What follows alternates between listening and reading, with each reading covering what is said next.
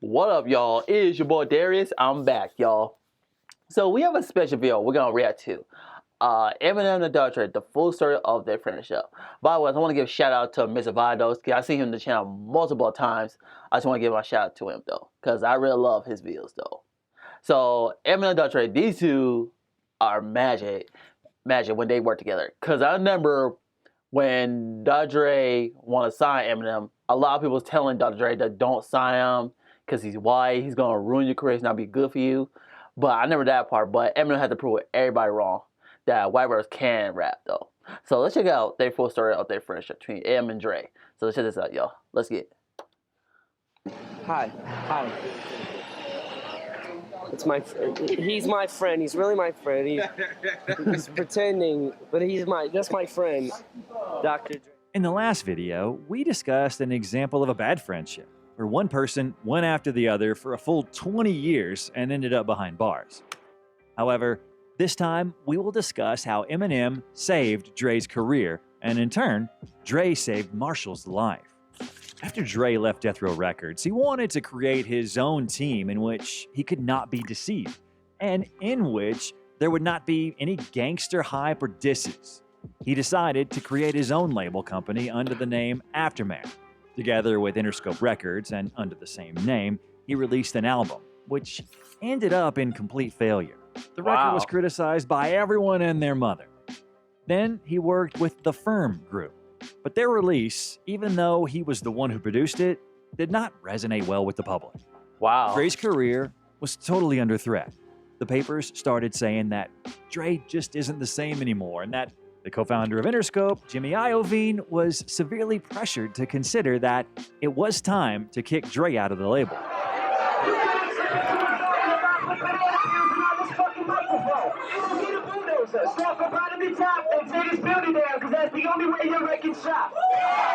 In turn, Eminem was battling in Detroit. He worked for crumbs, and he didn't know how to feed his own family. His album, Infinity, went unnoticed. Frankly speaking, his situation was very crappy. It's worth just listening to his song, If I Had, from the Slim Shady EP, where he recalls just how bad it all was for him. Tired of being white trash, broke and always poor. Tired of taking pop bottles back to the party store. At that time, Dre was on a break and wasn't working with anyone. He was thinking about which direction to go further in. One day, him and Jimmy were sitting around and listening to records of different artists. And this is when Dre stumbled across Eminem's record and said, "What the fuck is this? I really need to meet this guy." They got in touch with Marshall, who a couple of days later took the trip to meet with Jimmy and Dre. What's funny is that Dre was impressed that Eminem was white. The guys went to the studio, and in the very first second, M said, Hi, my name is Chicka Slim Shady. He kept freestyling at the beat, and after he finished, he didn't like it and asked Dre to turn on the beat from the beginning. Dre was like, "Yo, are you fucking crazy? Let's just punch." They recorded the track in a single take, since they had rented the studio for just an hour because M couldn't afford much. You know, and the beat started talking to me like, "Hi, my name." Like I started like doing the hook, and he looked at me kind of funny, like, "You can use that as a hook?" You know? I just went in and like freestyled some verses, and then I hadn't had them wrote yet, and just went home that same night. Dre was told not to get involved with Eminem because he's a very provocative rapper. His future is completely uncertain, and yeah, he's white with blue eyes after all. How can you prove that this is the real Eminem? I guess. There you go. Dre wasn't bothered by other people's opinion, and he bet everything on Marshall and demanded that he get signed as soon as possible. He had a hunch that this is the artist he should be working with. At Interscope, signing a contract with a rapper can take up to 3 to 4 months, but Dre wanted to sign him immediately.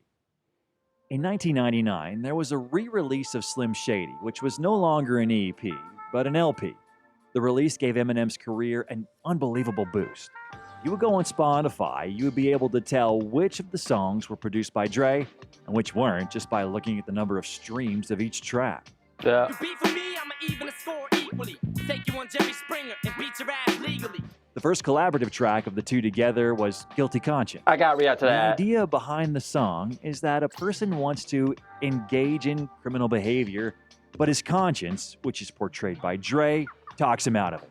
In other words, the conscience persuades the bad side to let go of this idea of wanting to engage in criminal behavior.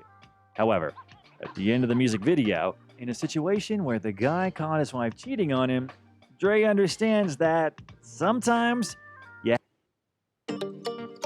How to get the most of Grammarly free. It's Kayla on behalf of Grammarly to tell you all about the free. you have to do what the situation requires you to do. What am I saying? Do them both, Grady. Where's your gun at? And this is the album which featured the very song that they recorded in a couple of minutes. Of course, here I'm referring to the song My Name Is.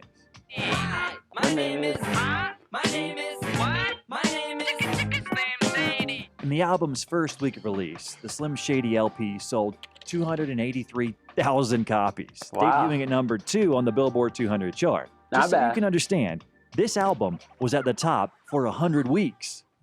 Drama like what? Drama like what? Like front page of Billboard. Blam! Billboard editor saying Slim Shady is bad influence, and Slim Shady is promoting rape, and Slim Shady is promoting violence, and Slim Shady is promoting a lot of this and that and this and that and this and that. At the same time, Dre was working on his new project, an album under the name The Chronic 2001. Marshall wrote the song Forgot About Dre, which was dedicated to all the critics who said that Dre was on the decline. Dre was off track for a minute, you know. Dre had a couple of bad years, but you know, Dre is Dre. Dre is like a cat. Dre is always gonna land on his feet. He's always gonna land on his feet. So, you know, I feel like me and Dre got a chemistry similar to him and Snoop's chemistry. You know, not necessarily to compare myself to Snoop, you know, but there's a certain chemistry there, and all Dre needed was to work with the right people. You know what I'm saying? The song was written for his friend and Snoop Dogg. He laid the reference vocals for Snoop, and Dre really liked it, so they stuck to this version. Talk like they got something to say, but nothing comes out when they move their lips. Just a bunch of gibberish, and motherfuckers act like they forgot about Dre. Dre himself doesn't know what inspired him to write such a song. However, we think that Marshall had done it out of sheer gratitude. You know, I feel like Dre saved my life. He said, me saved his life. Wow, okay. I didn't know that. This track brought in a Grammy for Best Rap Performance by a Duo or Group in 2001, and also won the Best Rap Video at the MTV Video Music Awards in 2000.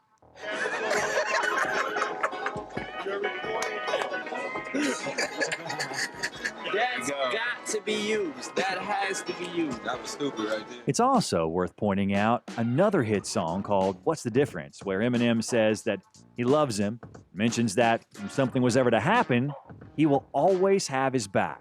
To which Dre responds saying, I don't know if you noticed it, but I've had your back from day one, nigga. Let's blow this bitch. and in Still DRE, Eminem got to take part in the music video, where Dre proudly recalled M's achievement. My ear to the streets, signed Eminem. He's triple platinum, doing 50 a week still. Listen, I want to thank, first of all, I want to thank Dr. Dre. In Eminem's next album, called the Marshall Mathers LP, Oh, yeah. Dr. Dre produced 6 tracks. Of this list, one track stands out as one of the most popular tracks in Eminem's career, which is Real Slim Shady. Oh, yeah. Slim Shady, yes, I'm the real Shady. All you other Slim Shadys are just imitating. So won't the real Slim Shady please stand up? Next up, we have my cameo. This is the part where I grab the milk carton and Dr. Dre is missing, and then I turn the milk carton around to the camera and you can see Dr. Dre's face on a milk carton like he's missing. Britney Spears, I'm coming for you! With my full power, I'm just the Marshall. But you can't sing any more corny love songs. Eminem is Flex McGookin. If you're a boy band, you see Eminem, you better run. I don't know what's wrong with this kid. This should make for real good TV. Hold on. I want to thank Paul Rosenberg, Jimmy Iovine, Dr. Dre, of course, once again. Thank you, sir. Once again, you got me up here. In addition to working on music, the Friends also appeared in the movie The Wash. I gotta react to in which that. Snoop Dogg also starred. Fuck off me! You motherfucker who took my job. Nah, Chris, I can't let you smoke my homeboy like that, man. In 2002, M released his most popular album, The Eminem Show, which includes the song White America, which talks about the fact that Dre believed in him at a time when not a single label wanted him. Yeah. Until I met Dre, the only one who looked past, gave me a chance, and I lit a fire up under his. And as you all know, Dre took part in the music video for Without Me. The guys parodied comic book heroes such as Batman, Robin, and Blade. They tried to save a boy who got his hands on the Eminem Show album, which has a parental advisory sticker on it. Yeah. At the end of the music video, they entered the kid's house, with Eminem doing so through the window, having climbed the wall of the building, while Dr. Dre entered through the door. Eminem then snatched the disc from the kid, pointing to the sticker that's on the cover. Yeah. I'm trying to be inventive and make the best of a bad situation. They also wrote a diss track for this album called Say What You Say. Oh, yeah. In the song, they took a dig at the magazine The Source, Cannabis, and most interestingly, producer Jermaine Dupri. Wow. The whole issue is that Jermaine told XXL Magazine that he is the best beat maker. So, Dre had to respond to these claims. Yeah. Fuck Jermaine, he don't belong, speaking mine, no simple his name. Boost your revenue and drive growth with Google Ads. Reach high-value customers across. In the same year of 2002, Eminem stumbled upon 50 Cent's music, personally helping Dre find new talent, who happened to later become the most popular artist in the upcoming few years.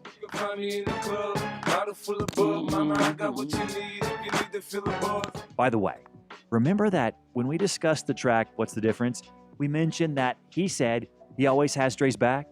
The confirmation of these words came in the way Eminem behaved during the filming of the In the Club music video, when one of the most dangerous people in hip-hop showed up, Suge Knight. Tony Yayo recalled in an interview how Eminem behaved in that tense moment. I was bugging because I seen, this is when I knew Eminem was real. It's like, I don't give a fuck, man. This is when I knew, I'm like, damn, Eminem is a real nigga. These niggas 50 niggas outside, what's up? And then the nigga Suge just walked away. The Mexican niggas looked kind of confused, like they didn't know what was going on. Further, in 2004, Eminem released a new album, Encore, where Dre was responsible for 8 tracks and even appeared in the music video for Just Lose It. What's your name, girl? What's your sign? Man, you must be about your mind. Dre, here guy goes flying. All shame out the window. Done. I have no idea what's wrong with him, man. Always shows his ass. I show it every chance I get. The album Encore disappointed many with its quality. It's all because, at the time, Eminem was struggling greatly with issues related to drugs, which he had been using for many years already. Because I'm going to be on drugs very soon, so I'm very happy about that. Are you?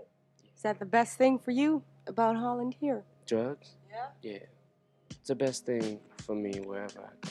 And this love for illegal substances nearly led him to his death.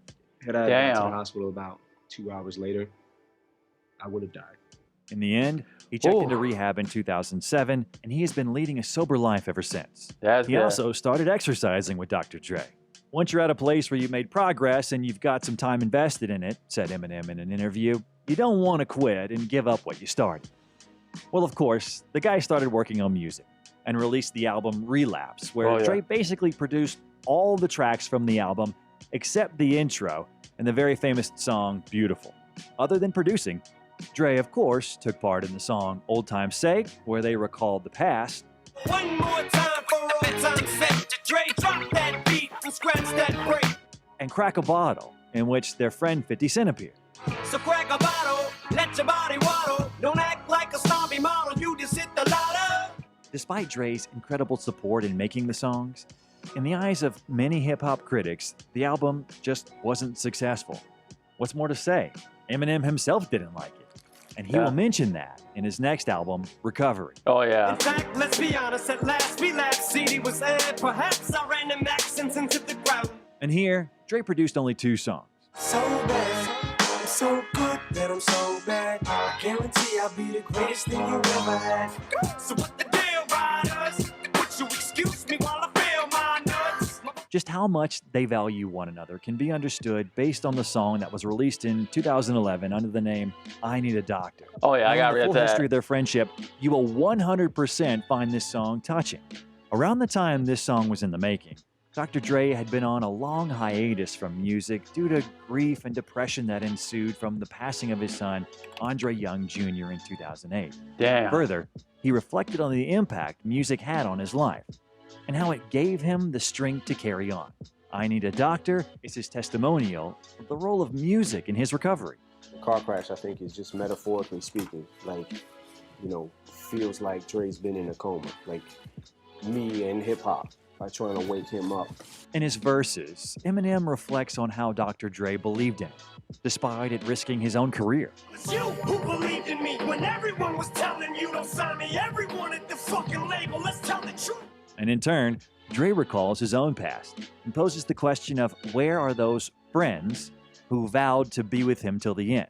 But they eventually left, and only Eminem was always around. Yeah. That I need them, I don't see none. All I see is slim up while you play with the friends. All I need is him. In 2021, Dre ended up in the hospital because of a brain aneurysm.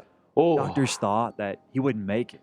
The legendary producer admitted that doctors called his family into the room to say their goodbyes. I was at the Cedars-Sinai Hospital. They didn't allow anyone in because of COVID. Guests, relatives, no one.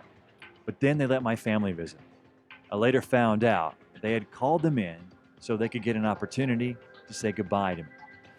At that time, a conflict arose between Eminem and Snoop Dogg. Yeah. Because the latter said that Eminem is white hope in rap. However, he is not in the top 10. And everything that he has achieved so far is thanks to Dre anyway. The great white hope. White rappers had zero respect in rap. Let's keep that 1,000. None. He has probably put Eminem in a position where he could be labeled as one of the top 10 rappers ever. I don't think so. But the game feels like he's top 10 lyricists and all that comes with it. But that's just because he's with Dr. Dre, and Dr. Dre helped him find the best Eminem that he could find. And that is a seriously strange remark from Snoop Dogg. Yeah. Since the same can be said about him. Yeah. And going by that same logic, then who Snoop is now is also thanks to Dre. Yeah. His best album is undoubtedly Doggy Style. Yeah, I remember this one with this beat between, this issue between M and Snoop Dogg when Snoop did that interview. That the only reason M was top 5, top 10 because of Dr. Dre. I mean, Snoop, we can say thing about you, man. Because if it wasn't for Dr. Dre producing your first album, which that's a classic, by the way, nobody would know who you are. So let's get that clear. I mean, I love Snoop Dogg. I'm a huge fan of Snoop Dogg. But eventually they squashed it, though. So Eminem spawned back to Snoop, the song Zeus. So yeah. So I think I'm going to do a video about Eminem and Snoop Dogg, what happened. I'm going to do a video about that. And who produced it? Exactly. Enough said. Eminem responded in the song Zeus. Yep. Marshall said that he is used to being dissed, but not from people within his own circle. He was like a damn god to me. Nah, not really. I had dog backwards. But they put an end to this beat because of Dre's serious illness. Yep. And we were like, bro, this is stupid. This is stupid as hell to be feuding right now. So I don't remember if I called him or he called me. I can't remember, but we talked it out. And I felt like I was out of pocket. You know what I'm saying? And I apologized to him and I let him know.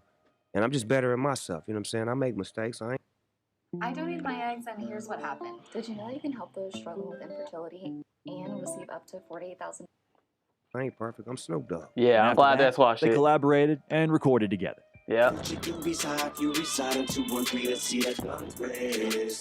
The guys even had an interview together in which they recalled their past.